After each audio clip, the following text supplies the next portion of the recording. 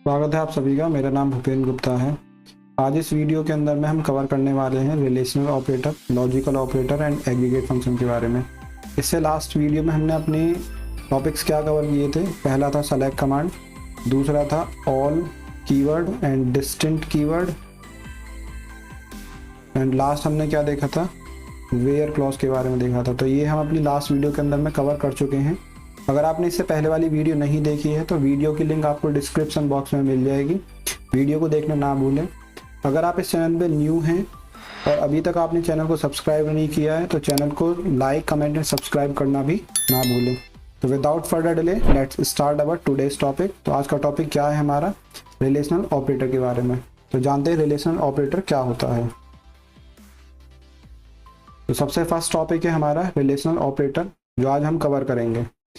ये करेगा क्या, दो वैल्यूज के बीच में कंपैरिजन करने के लिए हम किसका यूज करते हैं, रिलेशनल ऑपरेटर का यूज करते हैं।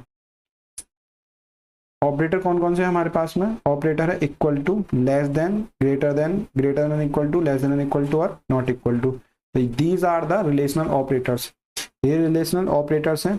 अब ये क्या करते हैं, इनका जो रिजल्ट आता है कंपैरिजन का वो किस फॉर्म में आता है, या तो ट्रू की फॉल्स में, या तो ट्रू की फॉर्म में आएगा या फिर फॉल्स की फॉर्म में आएगा। जैसे कि हमने पाइथन के अंदर में देख चुके हैं, अगर हम दो वैल्यूज को कंपेयर कराते हैं, 20 is greater than equal to 30, अगर मैं दो वैल्यूज को कंपेयर कराता हूँ तो यहाँ जो रिजल्ट मिलेगा वो हमें क्या मिलेगा, फॉल्स मिलेगा। क्योंकि फॉल्स क्यों मिलेगा, क्योंकि 20 30 से छोटा है। तो 30 से छोटा हो गया तो हमें रिजल्ट में क्या मिलेगा, फॉल्स मिलेगा। अगर ये कंडीशन ट्रू होती तो हमें आउटपुट में क्या मिलता, ट्रू मिलता। ठीक है, तो ये किसकी हेल्प से हो रहा है, तो ये हो रहा है रिलेशनल ऑपरेटर्स की हेल्प से। हम क्या कर रहे हैं, दो वैल्यूज के बीच में कंपैरिजन कर रहे हैं। तो कंपैरिजन करने के बाद में जो भी रिजल्ट मिलता है हमें वो किस फॉर्म में मिलेगा, ट्रू या फॉल्स की फॉर्म में मिलेगा। तो आइए समझते हैं एग्जाम्पल की हेल्प से कि हम इन्हें किस तरीके से यूज करेंगे। तो पहला दिया हुआ हमारा क्या, ये टेबल गिवन है। टेबल के अंदर में नेम कॉलम है, एज, सिटी, मैट्रिक्स और एग्रीगेट। ये हमारे पास में एक टेबल है जिसके अंदर में से एक एग्जाम्पल है। एग्जाम्पल में क्या लिखा हुआ है कि अगर सिटी की वैल्यू हमारी डेली नहीं होनी चाहिए, ये नॉट इक्वल टू का साइन है, तो सिटी की वैल्यू मुझे क्या नहीं लेनी है, डेली नहीं लेनी है। तो किस कॉलम के अंदर में है, सिटी कॉलम के अंदर में मुझे डेली की वैल्यू नहीं लेनी है, डेली को स्किप कराना है। तो हमने कमांड कैसे लिखा हुआ है, सेलेक्ट स्टार। अब स्टार का यूज क्यों कर रहे हैं, हमें टोटल कॉलम्स की रिक्वायरमेंट है। यहाँ हम जितनी भी कॉलम्स हैं टेबल के अंदर में उन्हीं सभी टेबल्स को फैच करेंगे। तो हम लिखेंगे क्या, स्टार लिखेंगे। फ्रॉम, टेबल का नाम क्या है, सप्लायर। वेयर क्लॉज का यूज करेंगे। अब कंडीशन क्या लेनी है मुझे, तो सिटी डेली नहीं लेनी है, तो सिटी कॉलम का यूज किया, नॉट इक्वल टू का साइन लगाया, डबल कोट्स के अंदर में वो स्ट्रिंग लिख दी जो मुझे नहीं चाहिए आउटपुट के अंदर में। अब इस कमांड को लिखने से क्या होगा, मुझे डेली मेंबर वाली सारी ही लिस्ट के अंदर में नहीं दिखाई देंगे। जैसा कि रिजल्ट में दिख रहा होगा, यहाँ पर मुंबई, नोएडा और कोलकाता वाली लिस्ट रोज हैं हमारे पास में, एक डेली नहीं है। क्योंकि हमने जो कमांड लगाई थी वो क्या लगाई थी कि सिटी की वैल्यू डेली नहीं होनी चाहिए। तो नहीं के लिए हम क्या लगाते हैं, नॉट इक्वल टू का साइन। ठीक है, इसके बाद में अदर जो ऑपरेटर्स दे रखे हैं, तो ये इक्वल टू है, लेस देन इक्वल टू है। अब कैसे समझेंगे, सपोज कीजिए अगर हमें एज की बात करते हैं,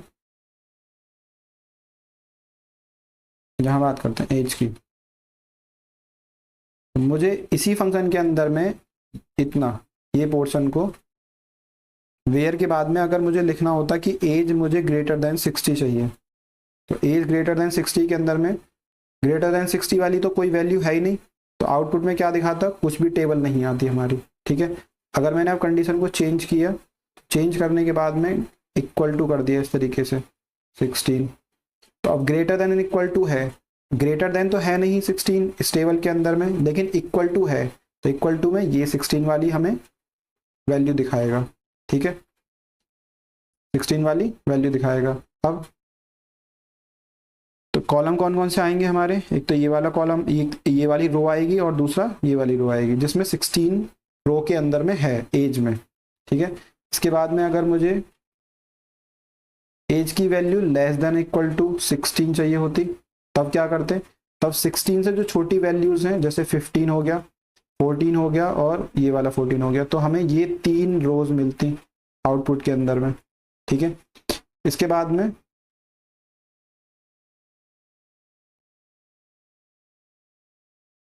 इसके बाद में अगर मुझे इसके नेक्स्ट वाला ऑपरेटर यूज करना होता, जैसे एज की वैल्यू इक्वल टू 14, मुझे केवल क्या देखनी है, जिसकी एज की वैल्यू 14 है। तो 14 किस किस की है, एक तो ये वाली एज है हमारी 14 की और एक ये वाली एज है 14 की। तो आउटपुट में क्या दिखाई देता हमें, अनूप और फातिमा वाली रोज दिखाई देती हैं, ठीक है। इसके बाद हमारे पास में और कौन सा ऑपरेटर बचता है, लेस देन वाला। तो एज की वैल्यू अगर मैंने इस बार लेस देन 16 ली है, तो लेस देन 16 के अंदर में अगेन कौन से ऑपरेटर आने वाले हैं, जिसकी वैल्यू लेस देन 16 है, तो 15 वाली रो आएगी हमारे पास, 14 वाली रो आउटपुट में दिखाई देगी और ये वाली 14 वाली आउटपुट में रो दिखाई देगी, ठीक है। जब हम क्या यूज कर रहे हैं, एज की वैल्यू लेस देन 16 यूज कर रहे हैं, ठीक है। इतना क्लियर होगा ऑपरेटर्स हमने किस तरीके से यूज किए हैं। नेक्स्ट आता है लॉजिकल ऑपरेटर। लॉजिकल ऑपरेटर के अंदर में क्या है, तो लॉजिकल ऑपरेटर के अंदर में 3 टाइप के ऑपरेटर्स हैं, और है, एंड है, नॉट है। तो पहले इन ऑपरेटर को समझ लेते हैं कि ऑपरेटर वर्क कैसे करते हैं। तो वर्क कैसे करते हैं, तो आइए चलते हैं अपने पैड पे।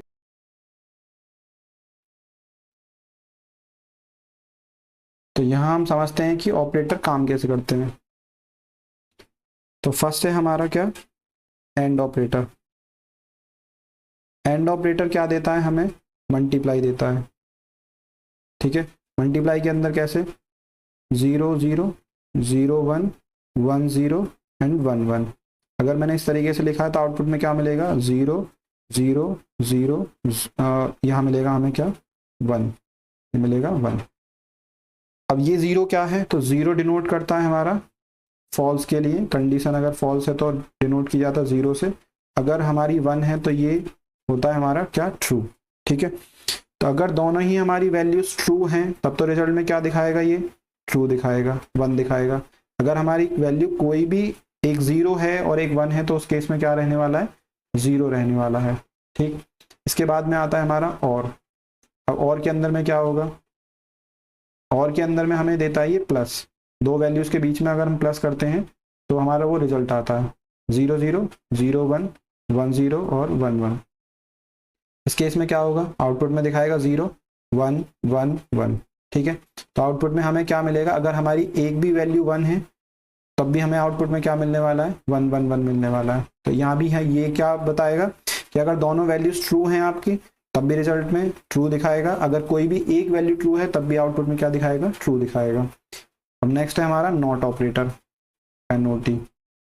ये काम कैसे करता है, तो नॉट ऑपरेटर के अंदर में हम क्या लेते हैं, आइदर द 0 और 1, 2 ही वैल्यू रहेंगी। नॉट में क्या करेगा, इंटरचेंज कर देगा, 0 है तो 1 कर देगा, 1 है तो 0 कर देगा आउटपुट के अंदर में, ठीक है। कंडीशन अगर हमारी फॉल्स है तो उसे ट्रू बना देगा, ट्रू है तो उसे फॉल्स बना देगा, कौन, नॉट ऑपरेटर। तो ये था हमारा and operator, this is our or operator and this is our not operator, ठीक है। अब यहाँ एग्जाम्पल के थ्रू समझते हैं कि हम यूज कैसे करेंगे इन ऑपरेटर्स को। ऑपरेटर्स को यूज करने के लिए हमें क्या करना होगा, 2 वैल्यूज के बीच में ही इन ऑपरेटर्स को अप्लाई कराना होगा। तो फर्स्ट एग्जाम्पल दिया हुआ है, select star from items where QH is equal to 10 और QH इज इक्वल टू 20। अब ये क्या बोल रहा है कि हमें लिस्ट के अंदर में से वो वैल्यू फेच आउट करनी है जिसकी वैल्यू या तो 10 हो या फिर 20 हो, दोनों में से कोई भी QH की वैल्यू होगी तो आउटपुट में वो वाली रो हमें दिखाई देनी चाहिए, ठीक है। जैसे ये हमारा क्या है, QH का हमारा ये कॉलम है, इस कॉलम के अंदर में ये 20 है, यहाँ पर 10 है। तो अगर हमारे पास में अगर 20 होता है QH की वैल्यू तब भी रो दिखानी चाहिए, अगर हमारी वैल्यू 10 होती है तब भी आउटपुट में वो वाली रो दिखाएगा जिसकी वैल्यू 10 है और 20 है। तो ये हमने किससे निकाला, और ऑपरेटर से, क्योंकि और ऑपरेटर क्या करता है, अगर हमारी 0 है और 1 है तब भी हमें क्या देगा, 1 देगा, 1 है 0 है तब भी हमें क्या देगा, 1 देगा, और अगर हमारी दोनों ही कंडीशन ट्रू है तो उस केस में भी क्या देगा, 1 देगा। तो इसमें अगर हमारी QH की वैल्यू ट्रू है तो हमें I06 वाली आउटपुट में रो दिखा देगा, अगर हमारी 20 वाली रो सही है तो हमें I01 वाली रो दिखा देगा, ठीक। अब और ऑपरेटर को लिखने का दूसरा तरीका क्या है, तो और ऑपरेटर को लिखने का दूसरा तरीका है, ये सिंबल की फॉर्म में भी हम लिख सकते हैं, ठीक है, इन सिंबल से भी रिप्रेजेंट कर सकते हैं। तो यहाँ पर हमने और लिखा था स्ट्रिंग की फॉर्म में, यहाँ हमारा क्या है, सिंबल्स की फॉर्म में लिखा हुआ है। अब एक एग्जांपल दे रखा है, वो एग्जांपल में क्या है, हमें सारी ही डिटेल्स चाहिए। सारी डिटेल का मतलब क्या हो गया, हम किसका यूज़ करेंगे, स्टार का यूज़ करेंगे। All the detail from pet table for species. Species क्या क्या है हमारे पास में, या तो डॉग हो या कैट हो, दोनों में से कोई भी हो, या दोनों ही हो तो नहीं चलेंगे, ठीक है, या दोनों में से कैट होगा या डॉग होगा तब भी चलेगा। लेकिन अगर कैट है तो वो भी जेंडर में मेल होना चाहिए, अगर डॉग है तब भी वो जेंडर में मेल होना चाहिए। तो इसके लिए हम कंडीशन कैसे बनाएंगे, तो यूज़ करेंगे सेलेक्ट का। स्टार क्यों यूज़ किया, क्योंकि हमें सारी ही डिटेल्स देखनी है। सारी डिटेल का मतलब मुझे जितने भी नंबर ऑफ टेबल कॉलम के अंदर में, टेबल के अंदर में कॉलम्स हैं, वो सारे ही मुझे क्या चाहिए, आउटपुट में चाहिए, ठीक है। किस टेबल के अंदर में से, पैट टेबल के अंदर में से। कंडीशन क्या लगाएंगे, वेयर जो भी हमारी स्पेसेस हैं, अगर वो कैट है, अगर स्पेसेस या डॉग है, दोनों में से कोई भी है, लेकिन वो क्या होनी चाहिए, जेंडर में मेल होनी चाहिए, ठीक है। तो ये तो कंडीशन हमारी क्या हो गई, अगर हमारी 0 है या 1 है तब भी आउटपुट में क्या दिखाएगा, 1 दिखाएगा। ये 1 0 1 1 1 1।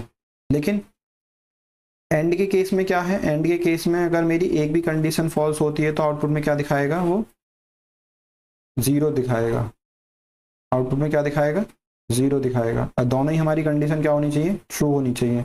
तो इस केस में अगर यहाँ से मेरा जो भी रिजल्ट मिलेगा स्पेसिस के अंदर में से, इस स्पेसिस के अंदर में से कोई भी रिजल्ट ट्रू होता है, सपोज कीजिए अगर मेरी कैट वाली कंडीशन ट्रू हो जाती है तो ये 1 मिलेगा मुझे आउटपुट के अंदर में, ट्रू और फॉल्स ही देता है हमारा, ठीक है। इसके बाद में अब अगर जेंडर वो मेल मिलता है, मुझे मेल मिलेगा तो मतलब कंडीशन मेरी ट्रू है, तो 1 1 क्या देगा, मुझे 1 देगा, तो आउटपुट में वो वाली रो दिखाई देगी। इस केस में मुझे या तो डॉग मिलेगा, तो अगर डॉग मिला तब भी मेरी कंडीशन ट्रू हो गई।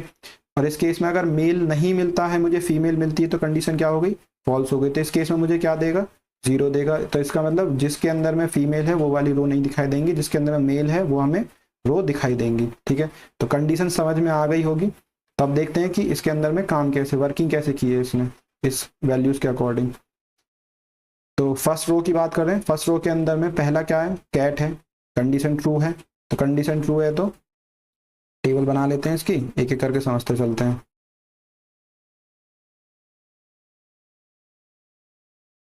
तो टेबल से हमें इजी पता चल जाएगा कि कंडीशन किस तरीके से वर्क कर रही है। तो फर्स्ट क्या है, कैट है, तो कंडीशन क्या हो गई मेरी, 1 हो गई। अब इसके बाद में ये क्या लिखा है, हमें जेंडर में फीमेल है, तो फीमेल की कंडीशन हमें क्या चाहिए, मेल चाहिए। एंड क्या करता है, दोनों वैल्यूज अगर मेरी ट्रू हैं तभी आउटपुट में क्या देगा, ट्रू देगा। तो यहाँ से तो मेरी ट्रू मिल गई कंडीशन, तो ये क्या मिल गया, 1 मिल गया। अब इसके बाद में कंडीशन हो गई फॉल्स, तो इस केस में मुझे क्या देगा, 0 देगा। तो हमारी फर्स्ट रो नहीं आएगी आउटपुट के अंदर में। सेकंड आता है, अगेन मुझे कंडीशन ट्रू मिल गई है, तो इसके लिए 1 आ गया।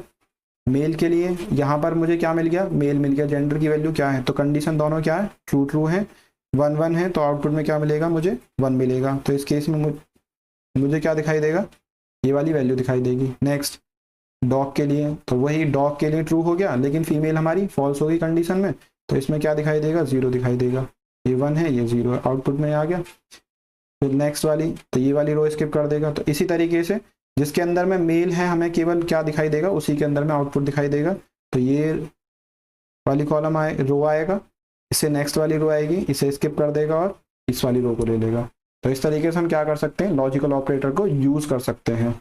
इस तरीके से हम यूज कर सकते हैं, ठीक है। तो आउटपुट में हमें क्या दिखा रहा है, केवल मेल वाली वैल्यूज ही दिखा रहा है, जिसके अंदर में या तो वो डॉग है या फिर कैट है, लेकिन वो क्या है, सारी मेल है आउटपुट में, ठीक है। तो ये क्या हो गया, हमारा लॉजिकल ऑपरेटर्स हो गए। नेक्स्ट आता है हमारा रेंज। रेंज क्या करता है, तो बिटवीन ऑपरेटर क्या करेगा, डिफाइन करेगा एक रेंज की वैल्यू को, column that the column values must fall into the make condition true. Condition true बनाने के लिए कॉलम के अंदर में वो वैल्यू एग्जिस्ट होनी चाहिए, ठीक है। तभी हम क्या करेंगे, बिटवीन ऑपरेटर का यूज करेंगे। जैसे यहाँ पर एक एग्जांपल गिवन है, वो एग्जांपल क्या है, एग्जांपल है QOH की वैल्यू 30 से 50 के बीच में लाई होनी चाहिए। बोथ इंक्लूसिव का मतलब है वैल्यू 30 भी होनी चाहिए और वैल्यू 50 भी होनी चाहिए, ठीक है। एग्जाम्पल के थ्रू समझते हैं, क्योंकि एग्जाम्पल से चीज़ें ज़्यादा जल्दी समझ में आ जाती हैं।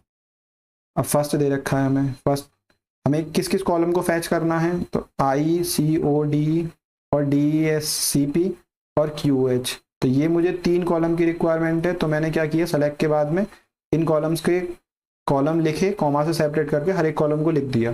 किस टेबल के अंदर में से, आइटम टेबल के अंदर में से।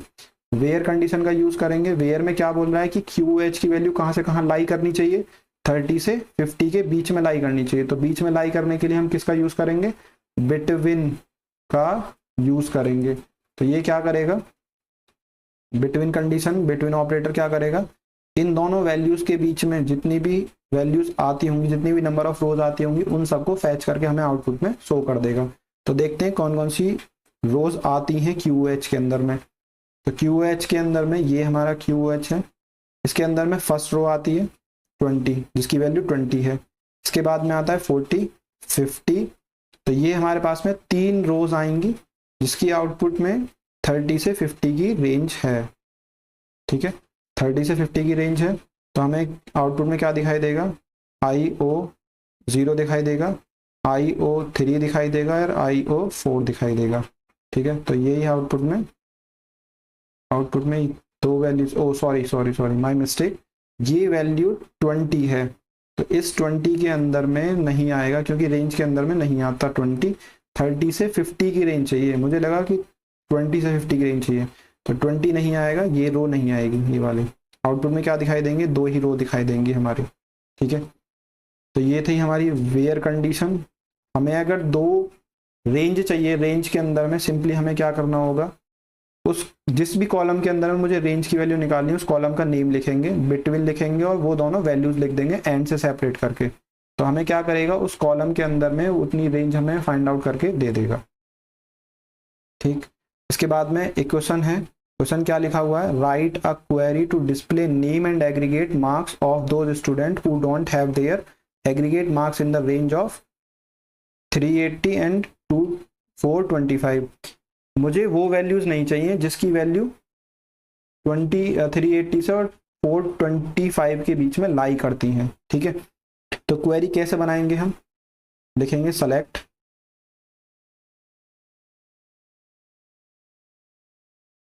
किस किस कॉलम की वैल्यू चाहिए मुझे, name comma marks.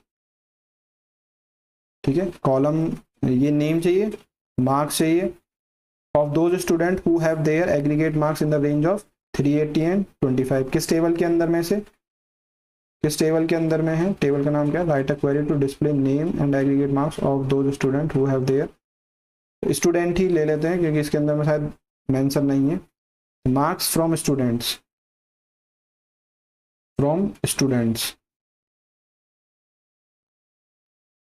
Where condition का यूज करेंगे, वेयर क्लॉज का, वेयर मार्क्स, क्योंकि हमारे किस कॉलम के अंदर में है, ये मार्क्स कॉलम के अंदर में है। अब ये नहीं चाहिए तो हम क्या यूज करेंगे, नॉट बिटवीन 380 एंड 425 और लास्ट में सेमीकोलन क्लोज। अब ये कमांड क्या करेगी, ये कमांड दिखाएगी जिसकी वैल्यू 380 या 380 से और 425 के बीच में लाई करती होगी, वो आउटपुट में हमारा डिस्प्ले नहीं होगी वैल्यूज। इसके अलावा जितनी भी नंबर ऑफ रोज हैं हमारी, वो सभी आउटपुट में डिस्प्ले होंगी। ठीक है, इसके बाद में आता है हमारा क्या, list, condition based on list. अगर हमारे पास में कोई भी लिस्ट है और उस पर हमें कोई कंडीशन अप्लाई कराना है तो हम क्या करेंगे, इन ऑपरेटर का यूज करेंगे। हमें उस लिस्ट के अकॉर्डिंग रोज को फैच करना होगा अपनी टेबल के अंदर में से। ठीक है, तो उस केस में हम क्या करेंगे, इन और नॉट इन ऑपरेटर का यूज करेंगे। इन ऑपरेटर क्या करेगा, इन ऑपरेटर सेलेक्ट करेगा सारी वैल्यूज को जो मैच करती होंगी।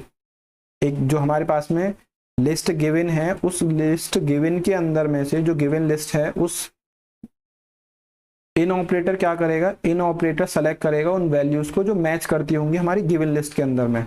ठीक है, जैसे एग्जांपल दे रखा है कि display to list of a members, उन मेंबर्स की लिस्ट हमें निकालनी है जो मेंबर्स कहाँ से हैं, या तो दिल्ली से हैं, मुंबई से हैं, चेन्नई से हैं या फिर बेंगलोर सिटीज से हैं।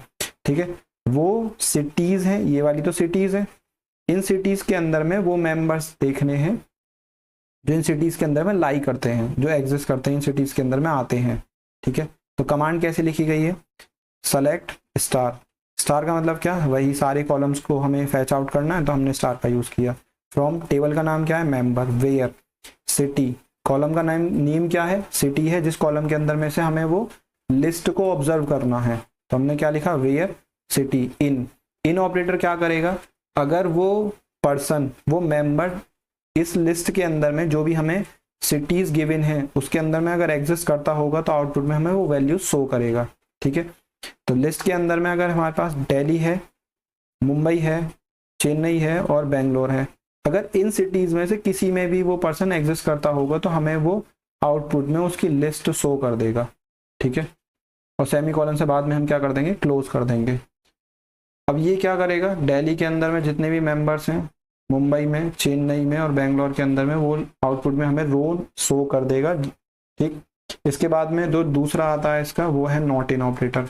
नॉट इन ऑपरेटर क्या करेगा, जस्ट इसका अपोजिट काम करेगा। जो पर्सन, कोई भी पर्सन है वो दिल्ली, मुंबई, चेन्नई या बेंगलोर से एग्जिस्ट करता है, उन मेंबर्स को छोड़ के क्या करेगा, not in operator other cities के मेंबर्स को शो करेगा। ठीक है, अदर सिटीज के मेंबर्स को शो करेगा। जैसे सपोज करो कोई गाजियाबाद से है, ठीक है, या फिर हो सकता है कोई केरला से हो, ठीक, तो उस तरीके के मेंबर्स को शो करेगा। Not in operator just opposite काम करेगा इन ऑपरेटर में। इन ऑपरेटर क्या कर रहा था, हाँ वाला काम कर रहा था, यस वाला काम कर रहा था कि हाँ ये वैल्यूज है मेरे पास में लिस्ट में, तो इसके रिगार्डिंग जो भी पर्सन है उन्हें आउटपुट में शो करेगा। लेकिन नॉट इन क्या करेगा, नॉट वाली कंडीशन देगा। नॉट वाली कंडीशन कैसे, जो सिटीज दे रखी है मेरी, उन सिटीज को छोड़ के अदर सिटीज के मेंबर्स को मुझे लिस्ट में, जो लिस्ट है हमारे पास, उस लिस्ट के अंदर में नंबर ऑफ मेंबर्स को दिखाई देगा जो उस सिटीज के अंदर में नहीं आते हैं। Not in operator. ठीक है, जैसे एग्जांपल गिवन है इसके अंदर में, select star from member where city not in Delhi, ना तो वो दिल्ली होनी चाहिए, मुंबई और चेन्नई, वो पर्सन ना तो दिल्ली का होना चाहिए, ना मुंबई का होना चाहिए, ना चेन्नई का होना चाहिए। ठीक है, इसके अलावा कोई भी सिटी है उसके आउटपुट में हमें रो दिखाएगा। अगर 2 रो हैं तो 2 रो दिखाएगा, अगर 3 है तो 3 दिखाएगा। बस वो कहाँ का नहीं होना चाहिए, दिल्ली, मुंबई और चेन्नई का नहीं होना चाहिए। ठीक है, तो ये क्या था हमारा, ये था हमारा इन और नॉट इन ऑपरेटर। जब हमें लिस्ट गिवन होगी तो उसके अकॉर्डिंग अगर हमें काम करना है तो हम किसका यूज करेंगे, इन का और नॉट इन का। तो ये 2 ऑपरेटर्स हैं हमारे पास में, इन ऑपरेटर्स का यूज करेंगे जब हमें एक लिस्ट गिवन होगी और उस लिस्ट के अकॉर्डिंग काम करना होगा। हमारे पास में जो एग्जांपल गिवन है उसमें हमें करना क्या है, सारी डिटेल्स को फैच आउट करना है। तो सारी डिटेल को कैसे फैच आउट करेंगे, कमांड कैसे लिखेंगे इसकी, तो कमांड लिखने का तरीका है, सेलेक्ट स्टार फ्रॉम,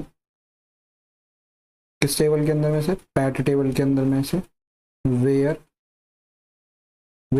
अब हमें करना क्या है, किस कॉलम के रिगार्डिंग है वो वैल्यू सारी, तो स्पेसिस कॉलम के रिगार्डिंग है, वेयर स्पेसिस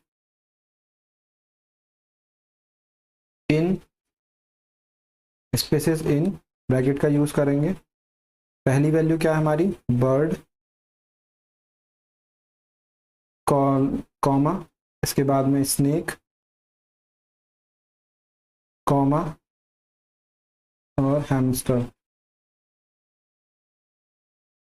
ब्रैकेट क्लोज और सेमीकोलन क्लोज। ठीक है, अब ये क्या करेगा, स्पेसिस कॉलम के अंदर में अगर वो वैल्यूज मेरी बर्ड है, स्नेक है या फिर हैमस्टर है, इसके रिगार्डिंग कोई भी कॉलम है तो मुझे आउटपुट में वो फैच आउट करके दे देगा। तो हमारे पास में केवल 2 ही स्पेसिस के अंदर में 2 ही ऐसी वैल्यू हैं, 2 ही ऐसी रोज हैं जिसकी वैल्यू क्या है, बर्ड है और हमारा स्नेक है।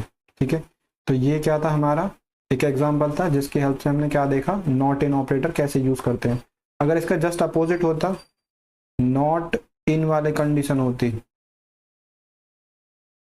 नॉट इन वाली कंडीशन कैसे, तो जितनी भी वैल्यूज बर्ड, स्नेक या फिर हैमस्टर के अंदर में है, जितनी वैल्यूज बर्ड, स्नेक या हैमस्टर के अंदर में है, उन वैल्यूज को इग्नोर करता और अदर वैल्यूज जो भी हैं बर्ड और स्नेक को छोड़कर वो सभी आउटपुट में शो होती हैं। जैसे ये वाली कैट है, डॉग, ठीक है, तो ये वाली वैल्यूज हमें आउटपुट में शो होती तब जब हम नॉट इन ऑपरेटर का यूज करेंगे, ठीक है, नॉट इन ऑपरेटर का यूज करेंगे तब हमें ये वाली वैल्यू शो होंगी। अगर हम इन ऑपरेटर का यूज करेंगे तो हमें ये विस्लर और स्लिम वाली वैल्यू शो होंगी, ठीक है। तो ये आई थिंक क्लियर हो गया होगा क्या, नॉट इन ऑपरेटर का। इसके बाद में आता है हमारा क्या, एग्रीगेट फंक्शंस।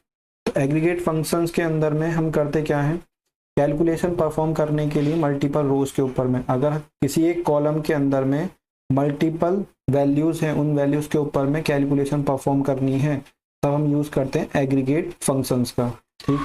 तो हमारे पास में एग्रीगेट फंक्शंस का दूसरा यूज क्या है, जो दूसरा पॉइंट गिवन है वो ये है कि जितना भी डेटा है उसे समराइज करना होता है। समराइज का मतलब संक्षेप में, छोटे फॉर्म में हमें लेकर आना होता है, तब हम यूज करते हैं किसका, एग्रीगेट फंक्शन का। तो एग्रीगेट फंक्शंस के टाइप क्या क्या है, काउंट है, सम है, एवरेज है, मैक्स है और मिनिमम है, ठीक।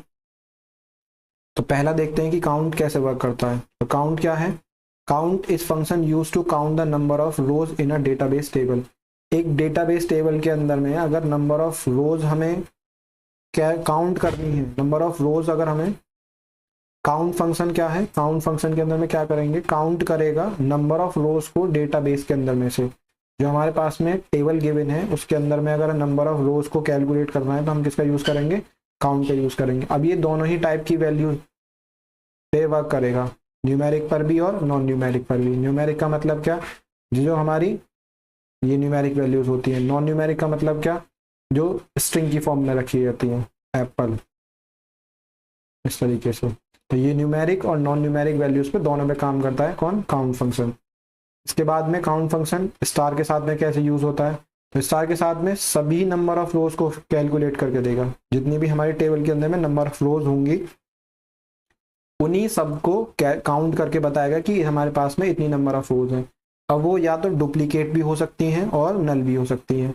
एक टेबल के अंदर में वैल्यूज कॉलम में नल भी हो सकती हैं, नल, तो नल होंगी तब भी बताएगा। अगर हमारे पास में डुप्लीकेट वैल्यूज हैं रो के अंदर में तब भी ये क्या करेगा, आउटपुट में उतनी नंबर ऑफ रोज बताएगा जितनी नंबर ऑफ टेबल के अंदर में है, ठीक है। यूज कैसे करेंगे, तो यूज करने का एक एग्जांपल दे रखा है, उसकी हेल्प से समझते हैं। तो पहला दिया हुआ है select star count star from product must. Product must क्या है, टेबल का नाम है, मुझे क्या करना है, काउंट स्टार का यूज करना है।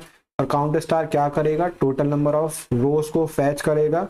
अगर उस वैल्यू के उस कॉलम के अंदर में, किसी कॉलम के अंदर में रो की वैल्यू नल है या फिर रो की वैल्यू नल है या फिर डुप्लीकेट है, तब भी वो क्या करेगा, टोटल नंबर ऑफ रोज को काउंट करेगा, ठीक है। तो जब हम पहली कंडीशन अप्लाई करते हैं काउंट स्टार के साथ में तो आउटपुट में हमें क्या मिलता है, 10 मिलता है। 10 क्या है, नंबर ऑफ रोज है एक टेबल के अंदर में। तो चेक करते हैं कि नंबर ऑफ रोज कितनी है हमारी। तो ये तो हमारा हेडर हो गया, तो ये नंबर ऑफ रोज के अंदर में कैलकुलेट नहीं होगा। इसके अलावा जितनी वैल्यूज बनती हैं वो सभी किसके अंदर में आएंगी, नंबर ऑफ रोज के अंदर में। तो item 1, item 2, item 3, item 4, item 5, item 6, item 7, item 8, item 9, item 10। तो कितने नंबर ऑफ रोज है हमारे पास में, 10 नंबर ऑफ रोज है। तो आउटपुट में क्या दिखा रहा है, 10 नंबर ऑफ रोज दिखा रहा है जब हमने स्टार का यूज किया, ठीक है। इसके बाद में दूसरा एग्जांपल दे रखा है, काउंट स्टार का यूज कर रहे हैं लेकिन एक कंडीशन के साथ में। वो कंडीशन क्या है कि रेट की वैल्यू ग्रेटर देन 20 होनी चाहिए। अगर रेट की वैल्यू ग्रेटर देन 20 है हमारी तो उस केस में क्या करेगा, ये ग्रेटर देन 20 वाली वैल्यूज की रोज को काउंट करेगा जितनी नंबर ऑफ रोज होती हैं। तो हमारे पास में कितनी आती हैं, 7 आ रही हैं। तो एक बार चेक कर लेते हैं रेट के रिगार्डिंग। तो ये हमारा रेट कॉलम है, इस कॉलम के अंदर में 20 या 20 के इक्वल होनी चाहिए वैल्यू।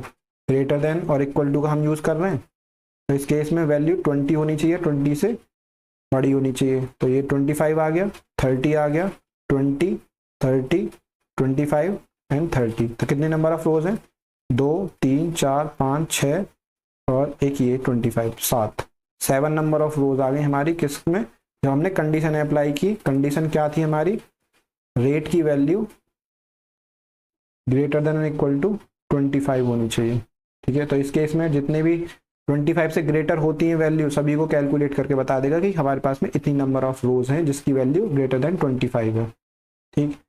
इसके बाद में डिस्टेंट के साथ में कैसे यूज किया हुआ है, डिस्टेंट कंपनी का।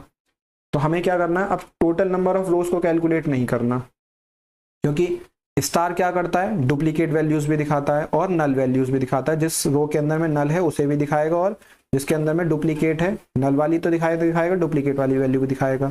लेकिन मुझे अब की बार डुप्लीकेट वैल्यू नहीं चाहिए, मुझे क्या चाहिए कि जो डुप्लीकेट वैल्यू है वो ना दिखाए और जो यूनिक वैल्यूज हैं वो दिखाए। तो कैसे करेंगे, तो किसके रिगार्डिंग देखना है मुझे, कंपनी कॉलम के रिगार्डिंग, कंपनी कॉलम है उसके रिगार्डिंग देखना है। तो हमने क्या यूज किया, सेलेक्ट काउंट डिस्टिंक्ट कंपनी। तो जितनी भी यूनिक कंपनीज हैं केवल उन्हीं वैल्यूज को काउंट करेगा इस टेबल के अंदर में से, प्रोडक्ट मस्ट के अंदर में से। तो देखते हैं कितनी नंबर ऑफ कंपनीज के अंदर में कितने नंबर ऑफ यूनिक वैल्यूज मिलती है हमें। तो पहला मिल रहा है COM1, एक मिल गया, दूसरा COM2 and third one is COM3। इसके अलावा जितनी वैल्यूज हैं वो सब क्या हो रही है, रिपीट हो रही हैं। तो रिपीटेशन तो मुझे नहीं चाहिए, तो क्या चाहिए मुझे, केवल यूनिक वैल्यूज चाहिए। तो यूनिक वैल्यूज हमारे पास में कितनी आ रही हैं, 3 आ रही है। तो आउटपुट में क्या दिखाएगा, हमें 3 दिखा देगा। ठीक है, समझ में आ गया। एक बार फिर से देखते हैं इस डिस्टिंक्ट कंपनी को, डिस्टिंक्ट वाले को कैसे किया हमने। हमें क्या चाहिए, एक कॉलम है मेरे पास में कंपनी नाम का। अब कंपनी नाम के कॉलम के अंदर में जो वैल्यूज हैं वो रिपीट हो रही हैं। ठीक है, मुझे क्या चाहिए, मुझे केवल वही वैल्यूज काउंट करनी है जो यूनिक वैल्यूज हैं, रिपीटेशन नहीं चाहिए मुझे। क्या चाहिए, जिसकी वैल्यू यूनिक है केवल वही वैल्यू चाहिए। तो हम क्या करेंगे, काउंट फंक्शन का यूज करेंगे, ब्रैकेट में लिखेंगे डिस्टिंक्ट और उस कॉलम का नाम लिख देंगे जिसके अंदर में से यूनिक वैल्यू चाहिए हमें। ठीक है, तो इस केस में क्या करेगा, इस केस में कंपनी कॉलम के अंदर में से केवल यूनिक वैल्यूज काउंट करेगा कि कितने नंबर ऑफ रोज हैं हमारे पास में। ठीक है, तो हमारे पास में कितनी नंबर ऑफ रोज आ रही थी, तो हमारे पास में आ रही थी 3 number of rows. First one आ रही है COM1, सेकंड आ रही है COM2 एंड थर्ड वन आ रही है हमारे पास में COM3। Other values are repeating again and again. ठीक है, तो इन वैल्यूज को क्या करेगा, इग्नोर कर देगा, इन रोज को इग्नोर कर देगा। आउटपुट में क्या दिखा देगा, 3 नंबर ऑफ रोज दिखा देगा। ठीक है, इसके बाद में आता है सम। तो सम फंक्शन को समझने के लिए हम चलते हैं दूसरी टेबल के ऊपर में। ये टेबल है हमारी, इस टेबल को नीचे लेकर आते हैं। इस टेबल की हेल्प से हम समझेंगे कि सम फंक्शन, मैक्स और मिनिमम फंक्शन कैसे यूज किए जाएंगे। ठीक है,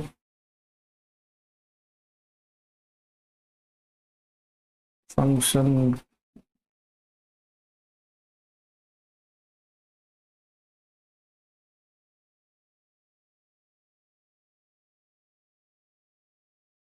तो पहला देखते हैं हम, पहला क्या है, टोटल। तो टोटल क्या है, टोटल का मतलब क्या हो गया, सम।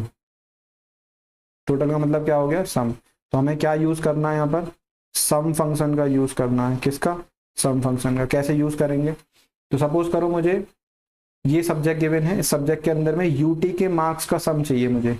इन टोटल वैल्यूज के अंदर में ये टोटल वैल्यूज कैलकुलेट करनी है, इन सबका सम करना है। तो कैसे यूज करेंगे हम अपने टेबल को। अब इस टेबल का जो नाम है वो है रिकॉर्ड। इस टेबल का नाम क्या है, रिकॉर्ड है। ठीक है, तो यूज कैसे करना है, अगर हमें इस यूटी कॉलम की सभी वैल्यूज का सम करना है तो सेलेक्ट सम। और फंक्शन क्या मांगता है, एक आर्ग्यूमेंट मांगता है, तो सम के अंदर में हम क्या लिखेंगे, यूटी, क्योंकि मुझे क्या चाहिए, यूटी वैल्यूज का ही सम चाहिए, यूटी कॉलम की सभी वैल्यूज का सम चाहिए। तो हमने क्या लिखा, सम ब्रैकेट में यूटी फ्रॉम रिकॉर्ड। ठीक है, तो सेमी कॉलन कर देंगे क्लोज। अब इस केस में क्या करेगा, यूटी कॉलम के अंदर में जितनी भी वैल्यूज लिखी हुई हैं उन सबका सम करेगा। तो सम करके कितना आएगा, 5 और 5 10, 10 और 8 18 का 1, कैरी का 1, 2 1 3 4 5 6 7 8 9 10 11। तो ये आएगा 118। टोटल कितना आ गया, 118। इसी तरीके से हम टर्म 1 का निकाल सकते हैं, टर्म 2 का निकाल सकते हैं और 3 का निकाल सकते हैं। ठीक है, नेक्स्ट आता है हमारा क्या, अच्छा प्री के अंदर में 2 वैल्यूज हमारे पास में नल गिवन है 2। तो ये नल वाली वैल्यूज को कैलकुलेट नहीं करेगा, केवल जो हमारे पास में न्यूमेरिक वैल्यूज हैं उन्हीं को कैलकुलेट करके देगा। ठीक है, आउटपुट में उन्हीं की वैल्यूज हमें यहाँ शो करेगा।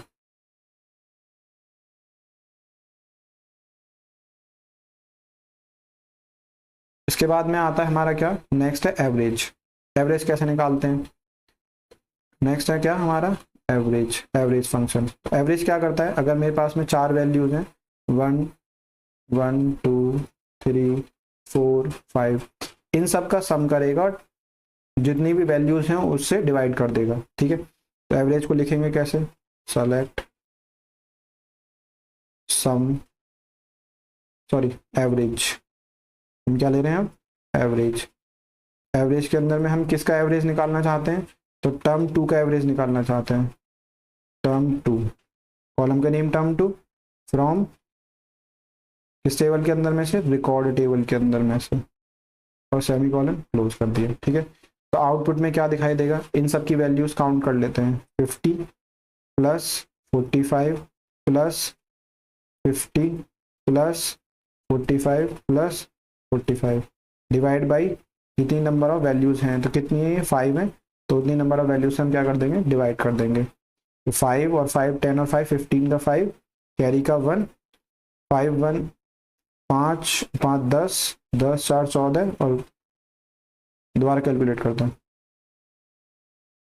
इनका सम कितना बनेगा, 5 5 10 5 15 का 5, कैरी का 1, ये 5 5 4 और 1 5 10 10 5 15 15 और 4 19 19 20 और 23, तो ये कितना बना 23। अब डिवाइड कर लेंगे 5 से, तो ये चला जाएगा 5 4 जा 20 5 7 जा 35, तो एवरेज कितना आ गया इसका, 47 एवरेज आ गया। तो फिर ये आ गया हमारा 47, ठीक है।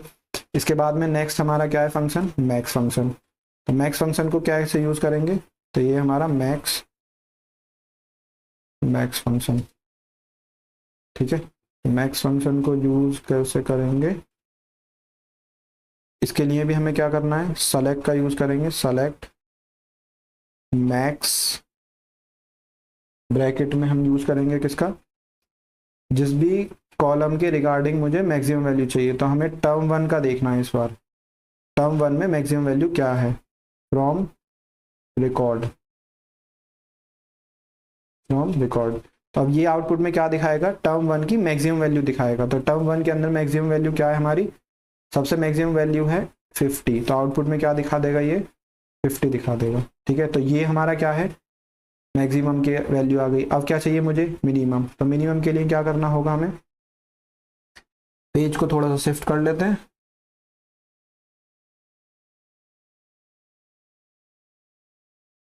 पेज को शिफ्ट करने के साथ साथ मुझे टेबल को भी शिफ्ट करना पड़ेगा।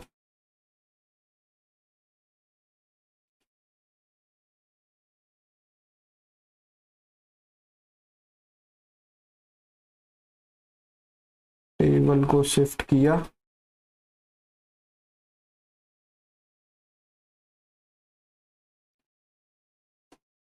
देखते हैं मिनिमम का। तो मिनिमम कैसे यूज होगा, तो मिनिमम के लिए हमें क्या करना है, मिनिमम फंक्शन का यूज करना है। Minimum function select,